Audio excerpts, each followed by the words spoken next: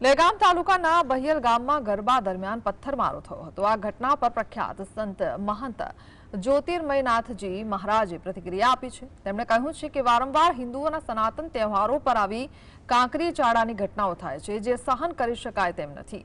ગત વર્ષે સુરતમાં ગણેશ ઉત્સવ દરમિયાન કાંકરી ચાળો થયો હતો અને આ વર્ષે વડોદરાના જૂની વિસ્તારમાં ગણેશ વિસર્જન દરમિયાન પણ આવી જ ઘટના બની, જે સોશિયલ મીડિયા પોસ્ટને કારણે ભડકી। મહંતે આગળ કહ્યું કે આવા અસામાજિક તત્વોને ઓળખીને કડક કાર્યવાહી કરવાની જરૂર છે। વિધર્મીઓના આ પ્રકારના કાવતરાઓ સમાજમાં નફરત ફેલાવે છે।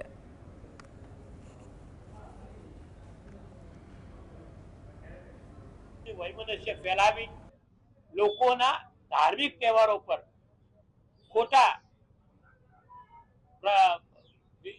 વિઘ્નો ઉભા કરવા એ ખોટી વાત છે। સમાજની અંદર તમારા જ્યારે તહેવાર હોય છે ત્યારે અમે કોઈ પણ દિવસ કોઈ કાકરીચારો ન થાય તેનું ધ્યાન રાખતા હોઈએ છીએ। ત્યારે શા માટે સનાતનીઓના તહેવાર પર જ આ રીતના પ્રહારો થાય?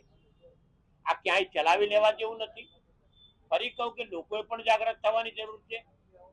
ઘણી વખત મને હસવું આવતું હોય કે અસાનધારાની માંગણી કરતા હોય છે। બહુલક પ્રજા આપણે છે, બહુલક પ્રજા સનાતનીઓ છે, તો અસાનધારો તો એમણે માગવો જોઈએ એવું જીવન જીવવાનું ચાલુ કરવું પડશે।